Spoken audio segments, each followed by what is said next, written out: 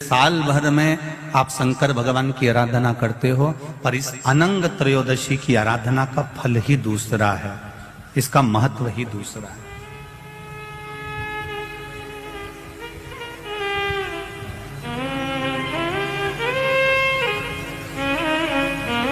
अनंग त्रयोदशी,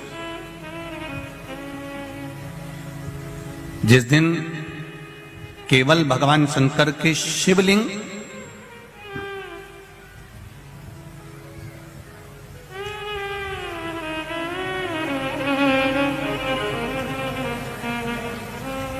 जैसे ये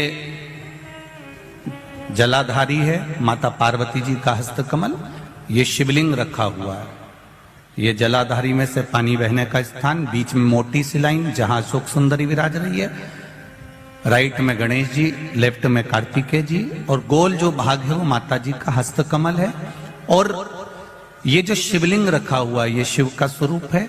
जहां पर भगवान शंकर का शिवलिंग रखा हुआ है उस स्थान पर आज अनंग त्रयोदशी के दिन मात्र जिस पति पत्नी का आपस में बैर चल रहा हो, अदालत में झगड़ा चल रहा हो, विवाद चल रहा हो, आपस में प्रेम समाप्त हो गया हो, एक दूसरे का सम्मान करना भूल गए हो, बात बात में झगड़ा करते हो, जरा जरा सी बात में मन मोटाव हो जाता हो, वो केवल एक कच्चे दूध की मात्र उंगली को भिंगाकर अगर जहां शिवलिंग रखा हुआ है वहां पर केवल कामदेव रति शिव और पार्वती का नाम लेकर मात्र उस कच्चे दूध की मात्र उंगली ही फेर देते हैं तो उन पति पत्नी का जिंदगी में कभी विवाद नहीं हो सकता और कभी गलत मार्ग पर वो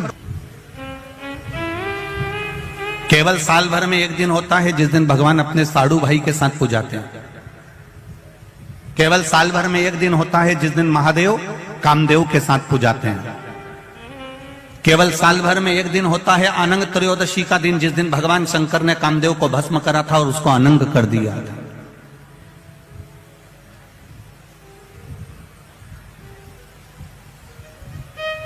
और आज पूरे राष्ट्रवासियों को तो बड़ा प्रसन्नता का विषय है कि आपको अनंग त्रयोदशी के साथ में आज सोम प्रदोष का भी आनंद प्राप्त हुआ है।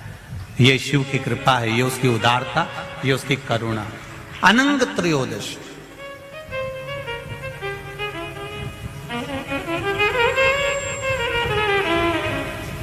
अनंग त्रयोदशी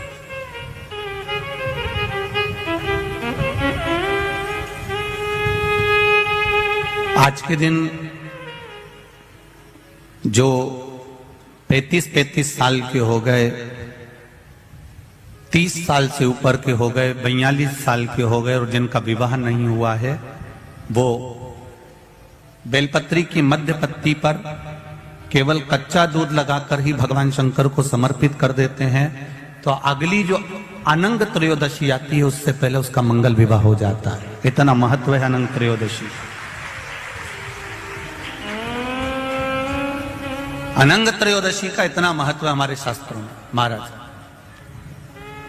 भगवान शिव ओगरदानी त्रिकालदर्शी कैलाशी अविनाशी भगवान शंकर ने माता सती को खूब समझाया था।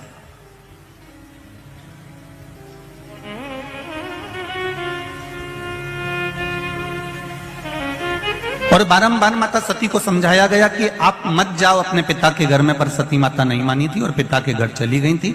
आखिरी में वो भस्म हो गई थी और शिवजी ने अपने तन पर वो भस्म धारण कर ली। देवादिदेव महादेव ने वो भस्म अपने शरीर पर धारण कर ली। समय आ गया, भगवान देवादिदेव महादेव नेत्र बंद कर कर अपनी साधना में, अपने तप में, अपने आनंद में, अपने राम नाम में, अपने कृष्ण नाम में डूब गए।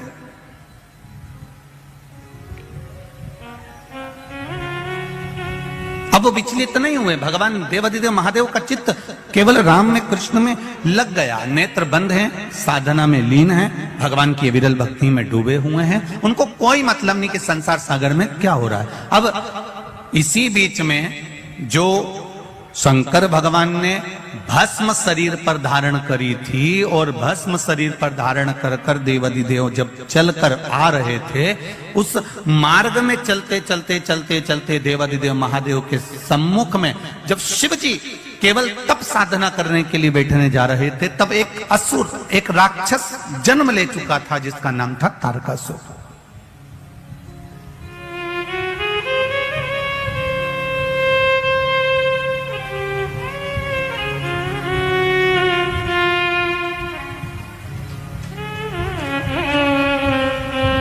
तारकासुर का